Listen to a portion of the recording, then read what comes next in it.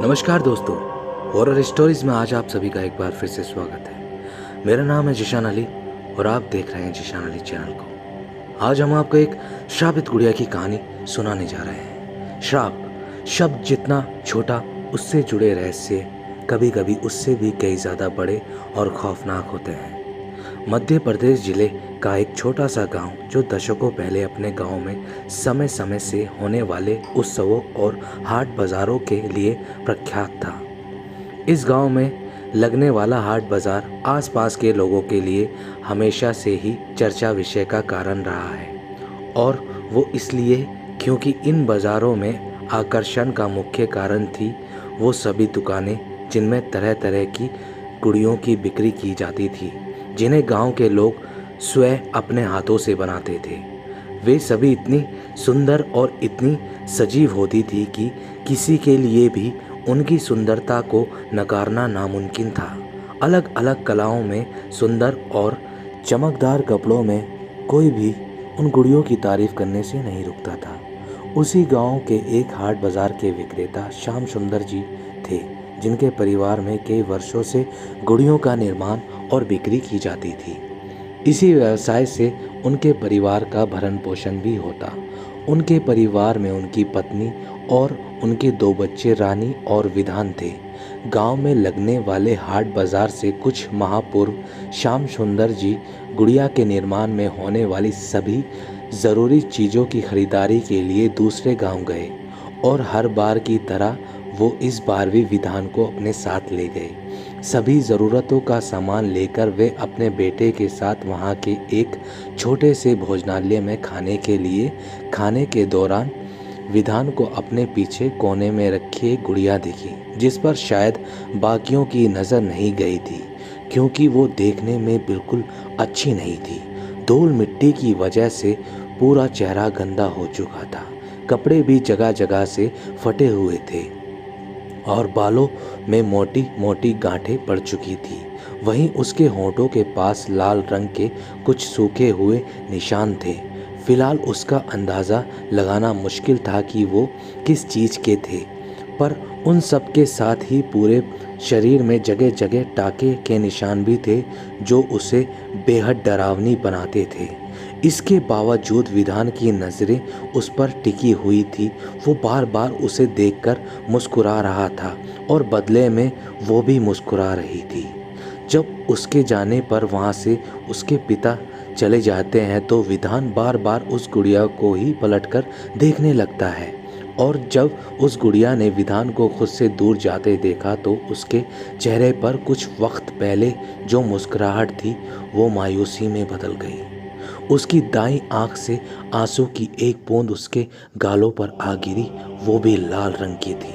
जब विधान ने यह देखा तो उसे बिल्कुल अच्छा नहीं लगा, और उसने अपने पिता का हाथ कुछ वक्त के लिए छोड़ा और फौरन उस गुड़िया के पास जा पहुंचा और बिना किसी की नज़रों में आए उसे अपने साथ लाए हुए कपड़े में लपेटकर बाकी सामानों के साथ रख दिया।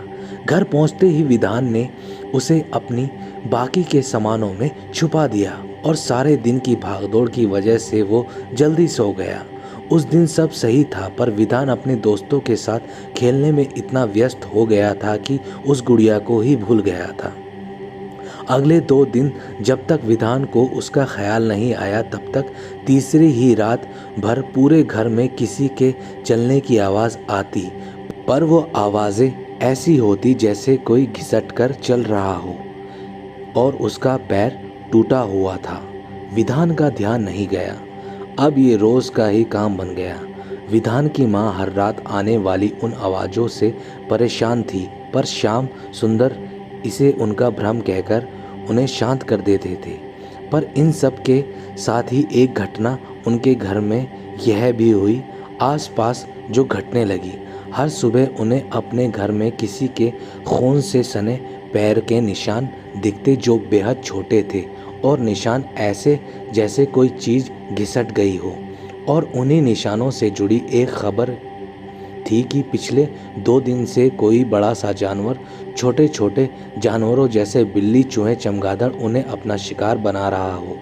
जिसकी हड्डियां भी किसी को नहीं मिलती, और अगर मिलती भी तो किसी की आंख, किसी के पंख तो किसी का कटा हुआ पैर।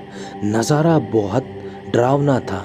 ये किसी बड़े जानवर का काम है, सभी इस बात का एक मत थे। इसीलिए किसी ने भी इस बात को ज़्यादा गंभीरता से नहीं लिया।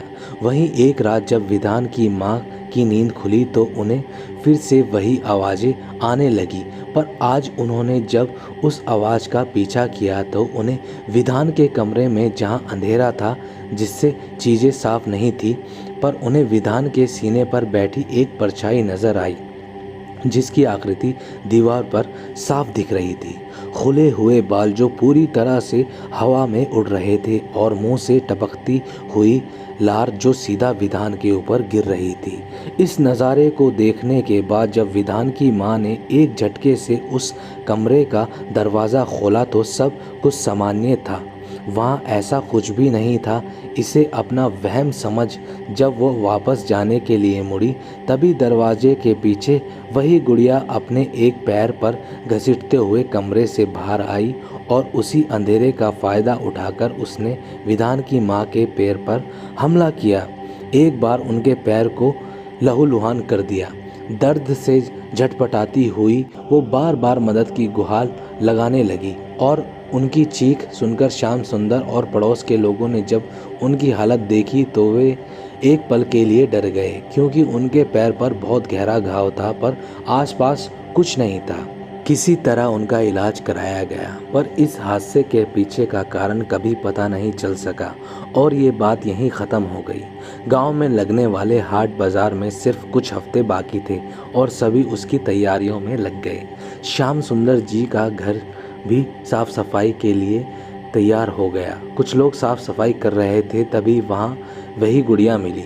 सभी पहली नज़र में उसे देखकर डर गए, पर वह महज एक बेकार सी दिखने वाली गुड़िया थी जिसका कोई मतलब नहीं था।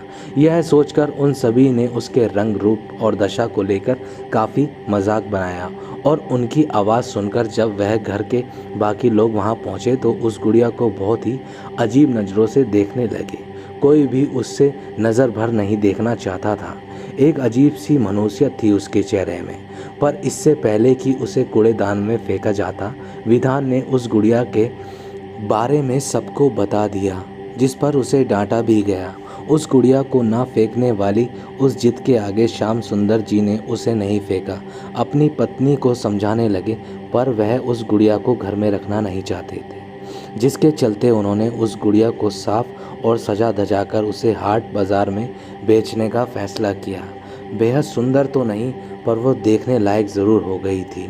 हाट बाज़ार में आने वाला हर व्यक्ति उसे देखकर उसका मजाक उड़ाता था। कोई भी उस अजीब गरीब गुड़िया को ख़रीदना नहीं चाहता था। दिन गुजरने के साथ ही उस गांव में अजीब सा मातम छाने लगा। वो हर व्यक्ति जो उस गुड़िया का मजाक उड़ा रहा था, उसकी भयानक मौत होने लगी। 10 दिन में लगभग 50 मौतें, पर इसका कारण किसी को पता नहीं लग रहा था। अब तक इन मौतों को हादसा समझने वाले गांव के सभी लोग दहशत में आ चुके थे, और जब किसी को भी कोई रास्ता नजर नहीं आया तब गांव के पंडितों ने पूजा अर्चना शुरू की, और जब उस गांव में छाई उस मनुष्यत का पता ना चल सका तब दूसरे गांव के एक विद्वान पंडित को बुलाया गया, जो पूरे गांव का भ्रमण करते हुए श्याम सुंदर जी के घर पहुंचा, जहां उसे वह गुड़िया नजर आई जिसके चेहरे पर अजीब सी मनुष्यत थी। जब उन्होंने उसके पास जाकर उस गुड़िया को करीब से देखना चाहा तब उसमें बेहद धीमी सी डरावनी आवाज़ आ रही थी। जब वो अपने कानों को उसके आधे खुले हुए मुंह के पास लेकर आए तब उनके माथे पर पसीने की बूंदें छूट रही थी। पर इससे पहले कि वो उन आवाज़ों को पूरी तरह समझ पाते, उस गुड़िया ने एक जहरीली मुस्कान के साथ उनके कान को ही काट लिया, और अलग दूर जाकर उन्होंने उस गुड़िया को फेंका। उसकी पकड़ से छूटकर उस विद्वान पंडित ने जैसे ही गंगा जल की कुछ बूंदें उस गुड़िया पर फेंकी तो उसके पूरे शरीर से गहरे काले रंग का धुआं उठने लगा, और जहाँ जहाँ टाँके लगे हुए थे वहाँ से खून बहने लगा। उन्होंने जल्दी से ही कुछ अभिमंत्रित धागों को उस कमरे की हर एक जगह खिड़की को अंदर से बांध दिया। पर तभी भी वो गुड़िया एक बनावटी मुस्कान लिए कमरे की दीवारों का सहारा लिए घिसटने लगी और उसके शरीर से निकलने वाला खून पूरे कमरे में फैल गया। एक दुर्गंध फैलने की खुशबू आने लगी। जब पंडित जी उसका स्पर्श किया तो बेहद गर्म था, बिल्कुल खौलता हुआ। तभी वो घसीटते हुए एक कोने में जाकर खड़ी हो गई। कमरे में ज़्यादा रोशनी ना होने की वजह से उसकी परछाई दीवार पर साफ दिख रही थी। वही बिखरे हुए बाल। इस बार उसकी आवाज़ एक साथ और भी डरावनी निकल रही थी। एक से एक बेहद डरावनी आवाज़ उसके मुंह से आ रही थी। घर के सभी लोगों को पहले ही घर से बाहर कर दिया गया था, पर उस कमरे में मौजूद बाकी लोगों की आंखों में एक डर उभर रहा था। हंसती हुई, कभी रोती हुई, कभी चिल्लाती हुई वो गुड़िया गुमसुम थी। पर पंडित जी समझ चुके थे कि यह एक श्रापित गुड़िया है जिसे ख़त्म नहीं किया जा सकता। इसलिए उन्होंने जल्दी अपने सेवकों को कमरे से बाहर जाने के लिए कहा और ख़ुद भी कमरे से बाहर आकर दरवाजे पर ढेर सारे अभिमंत्रित धागे बांधकर एक कवच बना दिया और घर के सभी सदस्यों को उस घर में दोबारा कभी ना लौटने को कहा गया। घर से बाहर आकर पंडित जी ने सभी को उस श्रापित गुड़िया का रहस्य बताया कि वो करीब 100 सालों से भ्रमण कर रही है, जिसे भी और जहाँ भी वो जाती है वहाँ जिंदा लोगों की मौतें होने लगती है। सिर्फ इतना ही नहीं, श्राप के कारण वो आत्माओं को भी अपने अंदर रखती है। अलग अलग तरह की वो सभी आवाज़ें उन अजीबोगरीब आत्माओं की चिल्लाने की होती है और उन सभी आत्माओं की चीखना उनका दर्द छलकाती है। बिना श्राप की वजह पता किए इसको ख़त्म करना नामुमकिन है। इस पूरे रहस्य को जानने के बाद किसी ने दोबारा उस घर की तरफ मुड़कर नहीं देखा। 2 महीने तक गांव में कोई मौत नहीं हुई, जिससे लोगों को लगा शायद उस श्रापित गुड़िया का श्राप खत्म हो चुका है। पर तीसरे ही महीने रात के वक्त गांव के लोग अचानक से गायब होने लगे और धीरे धीरे गांव में सन्नाटा पसर गया।